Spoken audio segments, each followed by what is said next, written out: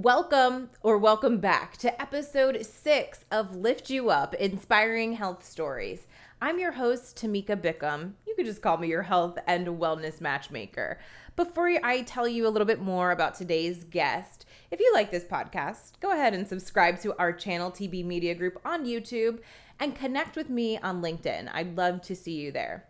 But today's guest is Tiffany Anne Smith. She's a clinical and holistic dietitian. So we're talking all about nutrition, gut health, and just simple steps that we can take to be a little bit healthier in our lives. I really like this conversation, and I'm excited for you to learn about her story, which isn't a typical one.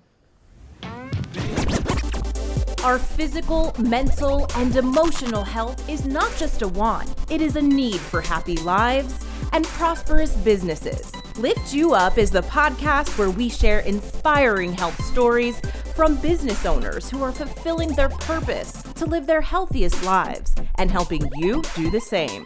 From former TV reporter to marketing entrepreneur and content creator, I care about sharing stories that matter and stories that connect us. I'm your host, Tamika Bickham, your health and wellness matchmaker. All right, well, welcome, Tiffany Anne Smith. I am so excited to talk to you today, and thank you for being here. Thank you for having me. Tiffany is a clinical and holistic dietitian. She's very knowledgeable in nutrition and diet. She works part-time at a hospital as a registered dietitian there, but also has her own practice where she works with her clients and guiding them through health and nutrition and diet. And I'm really excited because this is something I'm super interested in. I think she has a lot to offer. So thanks for being here. Just tell us a little bit about you, where you're from, your background. Sure. Well, I grew up a military brat, and that story can get quite long. So where I meet you and how much I want to talk, I'll either tell you that I am a military brat or that I grew up in Augusta, Georgia, because I did spend 12 years there. So I spent a long time there. And I landed in South Florida on July 3rd, 2001. And I'll always remember that because the next day was July 4th. And then after that, of course, was 9/11. Since then, I did a couple yoga teacher trainings and quickly decided that I much preferred to be on my mat than in front of the class. I went to the Institute for Integrative Nutrition, and that's how I got started. And then after I graduated from IIN, I very quickly started customizing diets for people who wanted to lose weight. At a networking event with a couple of doctors, and I asked a doctor if he would explore a referral relationship with me, and he told me absolutely not. You have to have a license. I think I enrolled like the next week. I didn't even think about it. I just decided that I had come too far, and that's what I wanted to do. So I went to school and I did a full bachelor's in nutrition and dietetics. And then I did 8 months of internship rotations.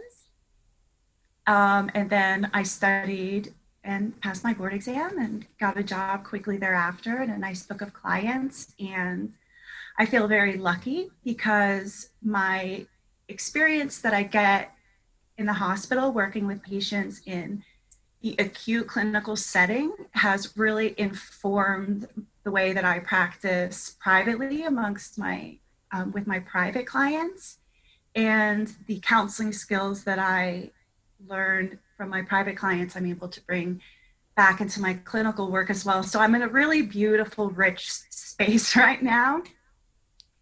And since coronavirus has sort of shaken the whole world up, I've also taken that as a big opportunity to start learning about the immune system and how we respond and interact with microbes and how they interact and respond to us and how we can build stronger systems, stronger holds against what we now all realize is a futile war on germs. Right. So that's where I'm at, and that's what I'm doing. That's how I got here. I mean, first of all, you look amazing. I mean, you're obviously I would, at least from the outside, what I could see, you practice what you preach, which is good nutrition. but we were just talking briefly before we started recording that we all have our own journey on this path to health and wellness. So I'd like to know a little bit more about yours. Have you always been interested in this? Have you always been a clean eater, interested in nutrition? How did you really decide that this was the path for you? When I was younger and I moved to South Florida when I was like 18 or 19, I fell like immediately into the South Beach scene. So I was partying a lot and I was doing a lot of crazy drugs. And I did that for a long time. I think my body got down to like 99 pounds at one point, and I'm Wow. 5'7". So if I were Wow. to see a patient with a BMI of 16 or 17, I would diagnose them as malnourished. And I spent a long time that way.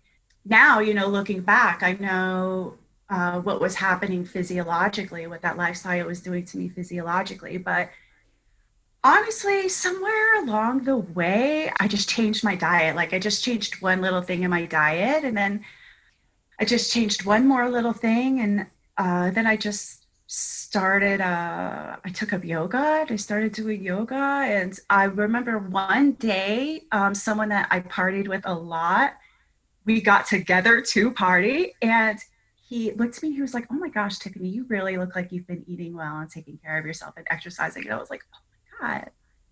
And so for me, my experience was really like one day at a time, one bite at a time. And it just really snowballed and it accumulated, it's like compound interest. Every little investment that I made, every little choice that I made empowered and strengthened the next big choice. And I'm still very much learning how to articulate that experience for myself in a way that I feel like people can really connect with, because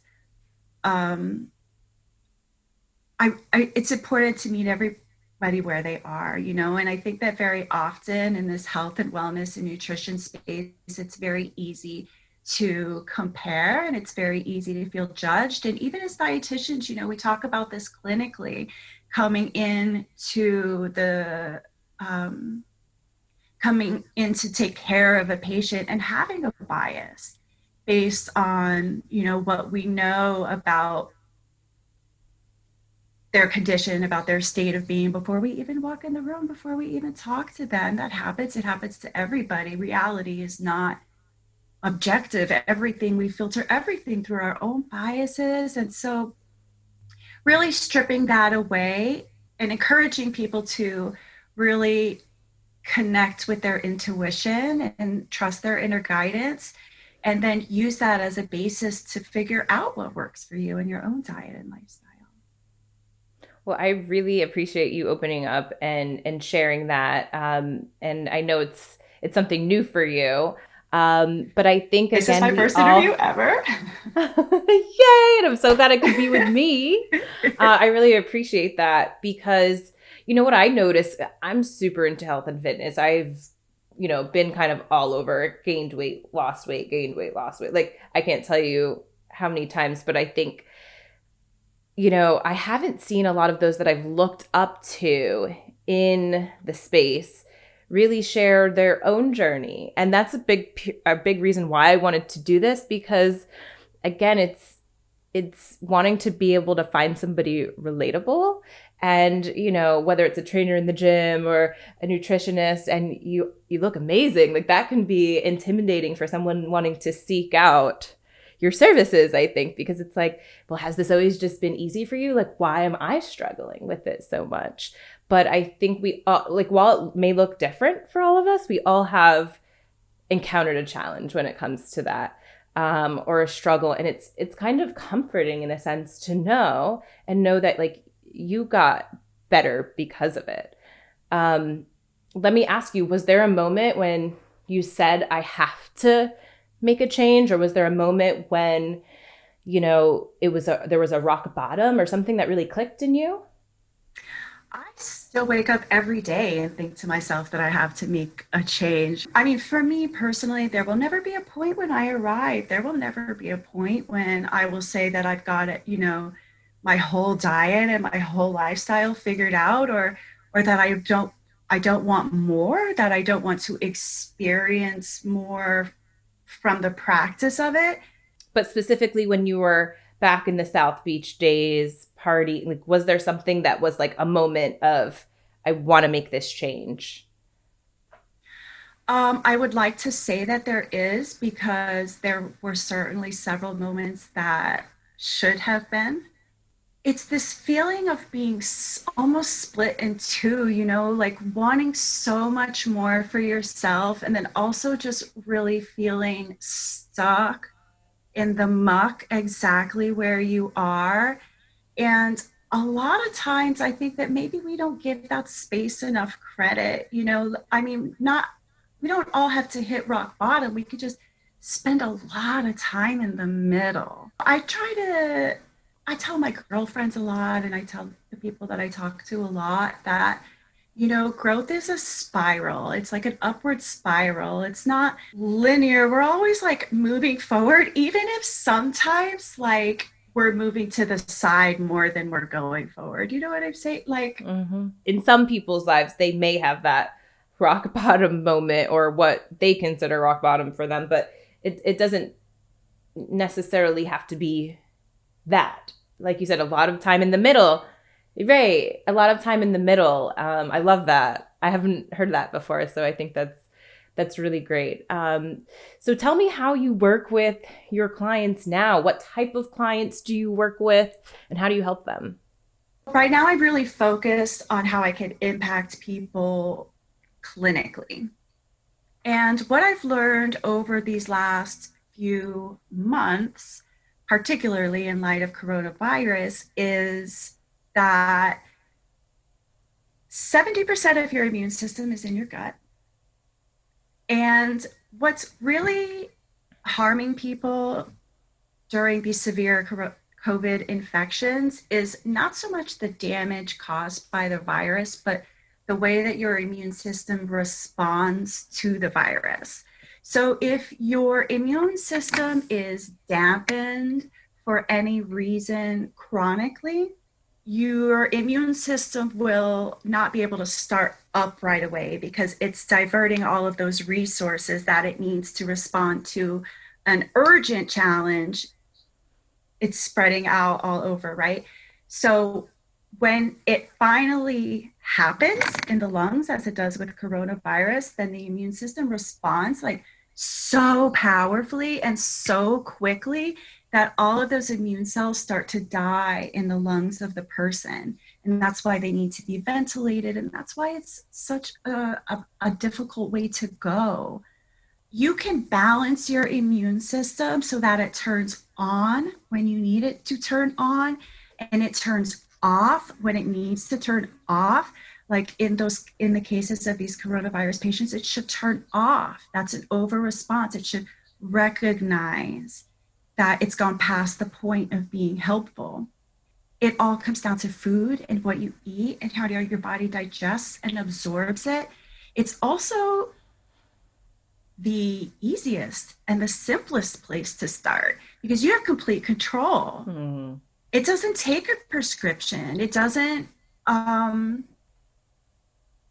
you don't need a supplement. You could do it all with whole food.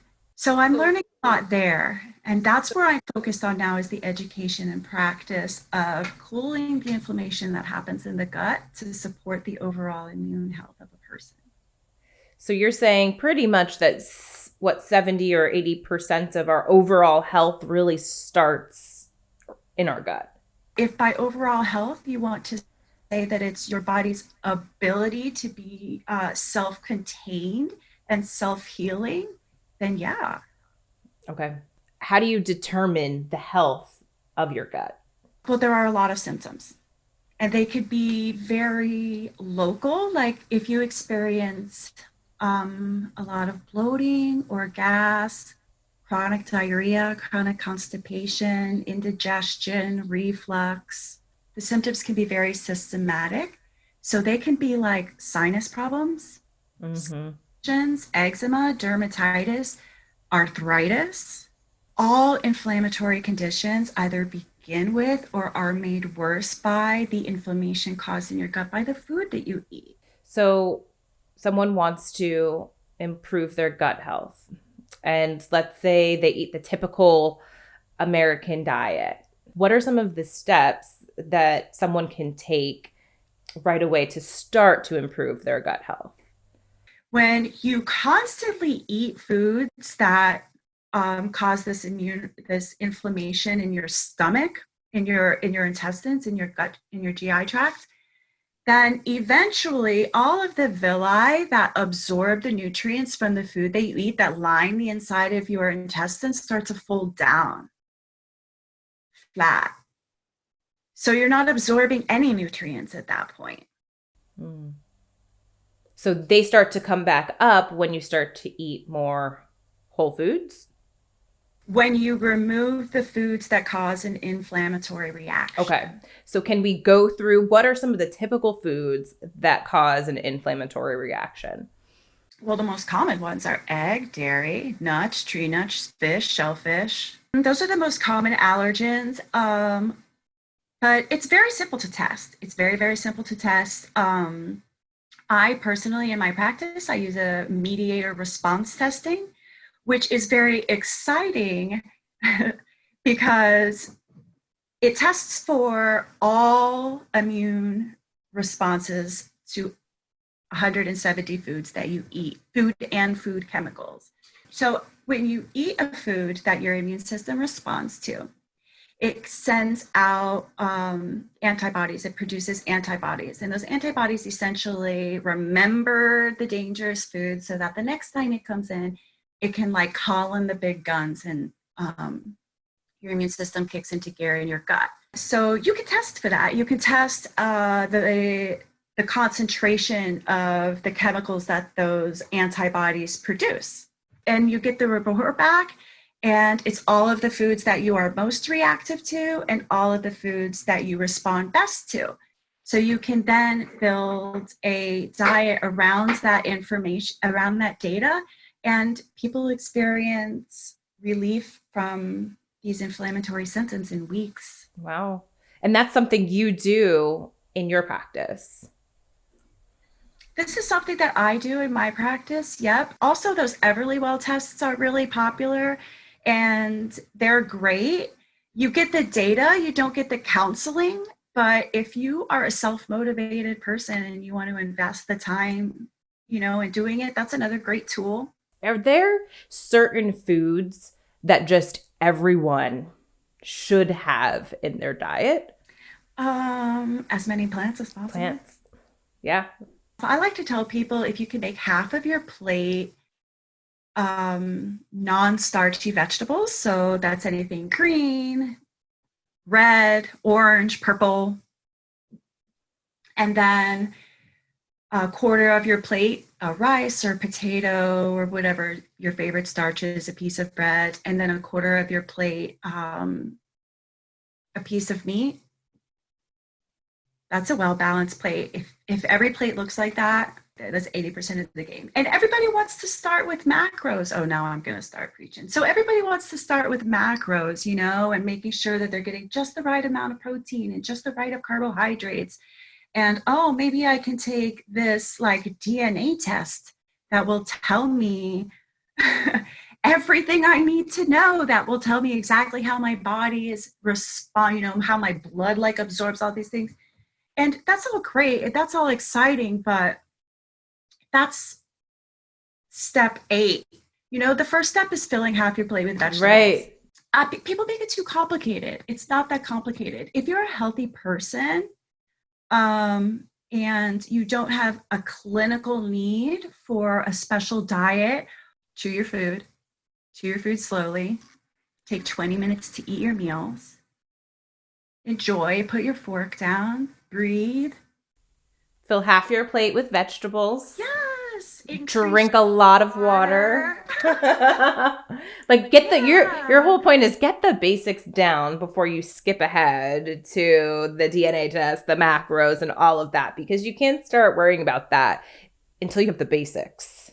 It's not the sexiest conversation, but it really is the most effective, and if you can afford to invest in nutrition therapy to remove your food sensitivities, that goes a big long way, especially if you are experiencing like a lingering, persistent, mysterious health problem that no doctor can diagnose, and you've seen a couple specialists.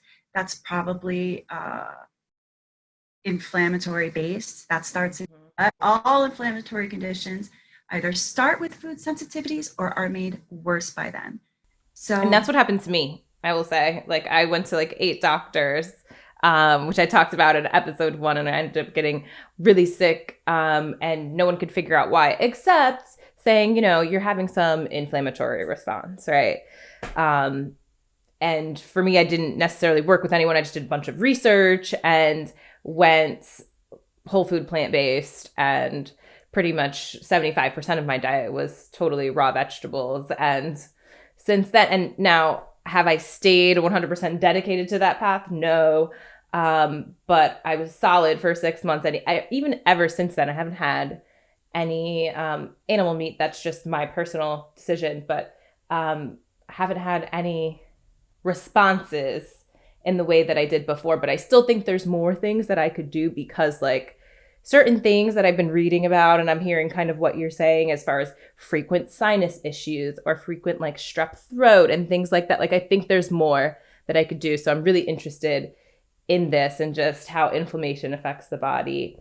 But I want to know from you, we're talking the basics and all of that. How does someone working with you, like, that extra motivation, or how you work with your clients, how do your clients benefit from, your helping hand? well, I think that having someone who takes the time to explain the reasoning, the physiological reason behind what they're experiencing, and how the therapy will respond, how the therapy will address those issues. But also, I really try to, look to the heart of every person and hear what they need, and try to give them what I think they need to hear. I try to push them when they can be pushed. And, in order to get in touch with your intuition and to be able to trust that inner guidance that you can make good decisions for your health, it's not complicated. It could be systemized, and it can be simplified to its smallest components, as we just talked about. But really identifying those places where you're resistant to that movement, and not avoiding them, and exploring them and questioning them from all angles, and just be willing to be a little uncomfortable, and showing up as a guide and a witness to someone in that process, because I know what it's like. I know what it's like to be in that muck, man. I do. I know the dark place well. And any lifeline that I can throw a person and make it easier for them and gentler for them, but also really hold them accountable for their own progress and the goals that we set together. That's the best part about dietetics, those types of conversations. Honestly, I mean, I just feel very lucky that I get to have those types of conversations with people around a topic that so many do really deeply care about and are interested in. I mean, it's an easy doorway for me to walk through and really try to impact the heart of someone. And you know what? Once you start to make these changes in your diet, even if you're making the basic changes, or you start properly managing a condition, or you decide to remove all of these food sensitivities, once you start to take those steps, you think clearer, you feel clearer, your energy is higher, your vibe is higher, your relationships naturally start to flow. Like the world really does open up to you when you start doing the work and taking one step at a time. That was my experience. And I know that it would be the same for others. Have you worked with someone who saw a change that just, in their own life that really impacted you as well, that just made you feel proud as their dietitian? Yeah. So I used to run this little online program called The Art of Personal Science, and I never really got it off the ground, but I got to watch two of my friends go through it. And the things that they had to say at the end were just incredible. So Pat goes through it, and she said that she didn't know what to expect in the beginning because it was a very holistic program. I didn't even teach any diet in The Art of Personal Science. It was all about this idea of one step at a time. It was the idea was that every module, every habit built off the last one. And I really thought it like all the way through. And I was like, well, this is the first step and this is going to make this easier. Da, da, da, da, da. And it was 100 days. It was elaborate. But so she said that she did not know what to expect going into it. And it started off slow. And she's like, are you really asking me to brush my teeth with my other hand? Like, I don't understand how this is going to help Tiffany. And then by the end, she was just so blown away. She said that she had like the presence to make healthier decisions. And she was going around and kicking soccer balls, and she hadn't done that in a long time. And she was teaching her kids how to use these tools. And I was teaching tapping through it as a stress reliever, because meditation is not very accessible for a lot of people. And she was at work teaching people how to do it. I had another friend who went through it, who taught her daughters how to do it because they were stressed out and worried about something. And that just moved me so much because I was still I'm always going to be a student, but I was like literally a student sitting in classes every day as we were doing that together, as we were going through that process together. And it was so encouraging because I do want to have an impact in people in that way. And it was very encouraging to me that they got the outcomes and the results that I was trying to communicate with them. So it was a kind of a pivotal point for me, because for me, that was God telling me that I was doing exactly the right thing. And so now I'm on this podcast with you talking about my heart and why people should eat more vegetables. And, to me, it's all the same. It's all one journey, and every decision feeds the other. The first thing you learn in chemistry is that any change you make to a biological system affects the entire system. I'm sure that anyone who's listening to this or watching this can see your heart and see that you are truly living your purpose through what you are doing and truly want to help other people on their pathway and on their journey to better health. So I thank you so much. How can people learn more about you or connect with you? My website is tiffanyannSmith.com. That's Anne with an E, tiffanyannSmith.com. I'm at Art of Person everywhere. So Instagram, Facebook, everywhere. LinkedIn. Yep. I try to stay active, I'm on the socials. Perfect. And we'll make sure to link to your website, your social channels, so everyone can reach out to you down below in the show notes. So thank you, Tiffany. It's really been a pleasure talking with you, opening up, learning more about you. So I really appreciate this. I think you gave us some actionable tools that we can put into practice today, which I love. And I look forward to connecting with you soon. So thank you. Okay, thank you. I hope you learned something new about nutrition, or maybe just about Tiffany and her story, her path that you could relate to.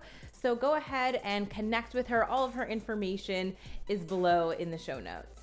And again, if you like this podcast, subscribe to our YouTube channel or connect with me on LinkedIn. I'd love to chat with you and hear what you think. I'd also love to hear your honest feedback. So if you could, please go ahead and leave us a review on Apple Podcasts, or you can also comment on this episode below if you're watching it here in YouTube. I love to hear what you think, and I read every single review and comment. Until next time, I'll see you next week. Stay happy, stay healthy.